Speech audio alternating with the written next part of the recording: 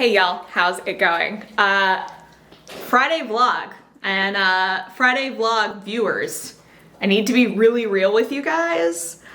I have filmed like 4 YouTube videos today to put out while I'm on vacation, and I have changed my shirt each time so it doesn't look like I did it. But now you know, so secret's out. Also, while we're on the subject of honest Friday vlog time, I am exhausted because for the last 3 days, okay, only 3 days, I have stayed up slightly later than normal, not eaten the best, and maybe had a couple of glasses of wine every night. And today I felt like I got hit by a Mack truck. So this is aging, is what I'm trying to say. But we have a very important task today that I wanted to share with you guys. We need to up-pot some seedlings or repot them into larger pots because some of them have gotten very tall. So not only have some of them gotten very tall, but when you look on the undersides of the leaves, they're starting to get like a little bit of like a purplish tint, which I don't love because that usually means there's a nutrient deficiency. So only the really big ones have gotten it. Well, yeah, we're getting a couple in here. So what that means is that these need bigger pots, number one. The second thing they need is some nutrients. So because I used sterile seed starting mix to get these guys going, it means it really lacked some nutrients, which is a problem. So we're gonna use a little bit of liquid fertilizer today and up-pot these seedlings. I want them to have a few days to settle in before I actually leave. Yeah. So that's what we're doing today. Okay guys, a few things. So we have more seed starting mix. We have some 3-inch pots. Some of these I saved from like when I bought marigolds at the nursery.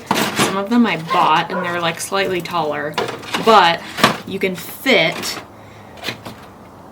18 of them in a 10-20 tray. So they're called 10-20 trays. That's what I ordered. I don't know. I think we'll probably be able to fill all of these, honestly. I just really don't want to be doing this right now, if I'm being really honest. But we do it, and I'm going to be happy I did it. I think. Also, I recommend using seed starting mix that's very, very fluffy and light. And sometimes I think you either should wear a mask, honestly, or make sure that you, like, it's weird. I don't know what's in there, but it irritates my lungs. So just as a heads up, either do it outside, or if you're gonna do it inside, just like cover your face. So some of these seedlings are very tall. Now, here's a really good indication of when you need to pot yours up.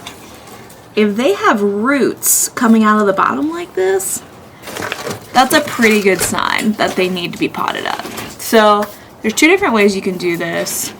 You can, we're gonna take this guy's tag off. If they're really big and tall, you can usually just,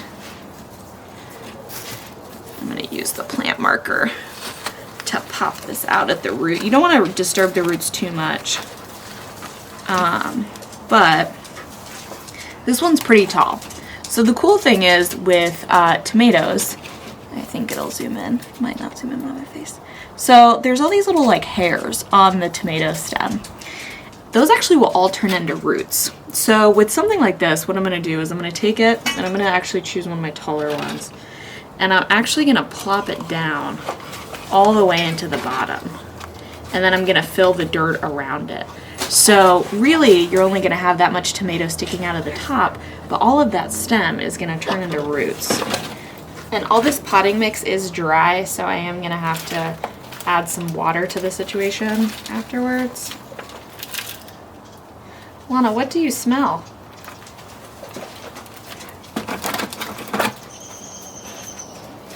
And it's okay if you cover those first set of leaves, that's totally fine. The plant actually doesn't really need them, like the leaves will pretty naturally fall off, honestly. But that's pretty much all there is to it in terms of doing, we should put the plant marker back. Y'all, these plant markers are gonna be the death of me. Pretty much all there is to it for tomatoes. Now peppers, I have not decided if I'm gonna pot my peppers up before I leave or not. Kind of a tough one. Also, if you plant 2 seeds in one cell, that's totally fine. I'd do that. Tomato roots are pretty forgiving, so you can honestly just pull them apart and they'll be totally fine. Now at this stage, you could probably use a good high quality potting soil if you didn't want to use liquid fertilizer.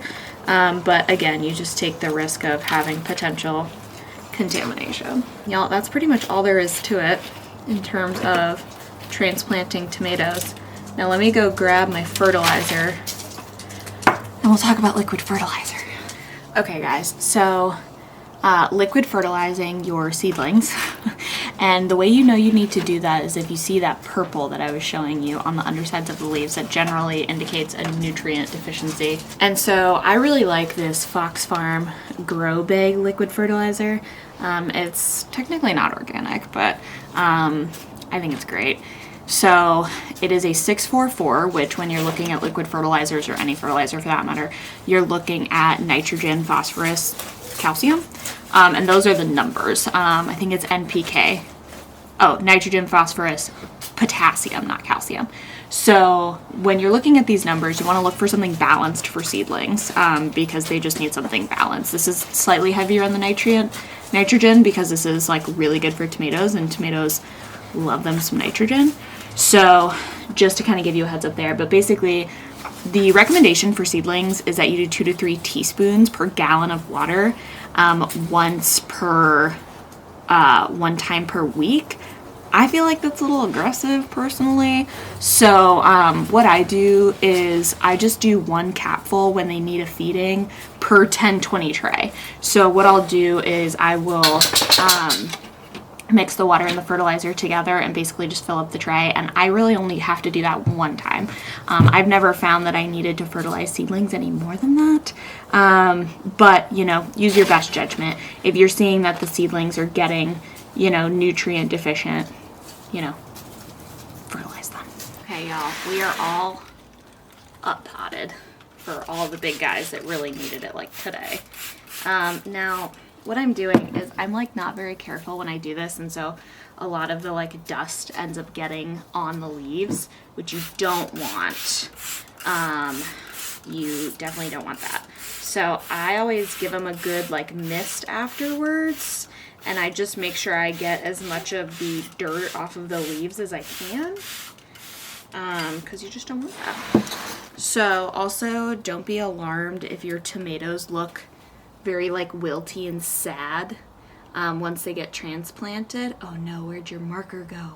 Why don't you have a marker? Oh, F. Oh, you're a red snapper. Oh, y'all, I'm determined not to have any more mystery tomatoes this year, but let's be honest, it's probably gonna happen. So what you want to do is, or what was I even saying? Your plants are going to look very sad and like wilty, especially because I put the water in the bottom of the tray. So the soil wasn't actually like moist when I put the tomatoes in. They just go through a little bit of transplant shock. It's fine. Tomatoes are real big divas. Whether you're putting them in the ground or you're putting them in a new pot, that's just how they are. So yeah, I give them a good mist. The other thing I noticed about these seedlings is they are their stems are a bit weak, and that's just because they've had no like resistance, right? Like they've had no wind flow. And so I think the room that they're in, I'm gonna start turning on the ceiling fan just to give it enough like movement so that these stems kind of start getting a little bit hardier, because yeah, they are, the stems are pretty weak. So if you can get a fan or get some kind of wind resistance onto your tomato seedlings to make sure that they have nice strong stems, because it doesn't really matter too much when you have them inside if they have strong stems, but as they get bigger and as you put them outside, they need strong stems. So definitely make sure that you're doing that and just check on them. But there you go. There's our first round of up potting seedlings. Probably be working on this like all week. Normally I would do this at week 4, by the way. So I start my tomatoes 10 weeks in advance. At week 4 is when I would normally do this. We're in week 3, but since we're gonna have people taking care of our seedlings for the vegetable garden, I just didn't want to take any chances, especially because some of them were already showing signs of nutrient deficiency. So I think I'm actually going to let these seedlings get some sunlight and fresh air. This is the first time they will have been outside since they germinated. So I'm only gonna let them be out here for probably like an hour, and they're in like very dappled sunlight. But that's transplanting tomato seedlings. I believe in you. You got this. Tomatoes are pretty hardy, despite they might act a little diva-ish, but they're pretty solid. So. Thanks so much for watching. Happy gardening. We'll see you next time.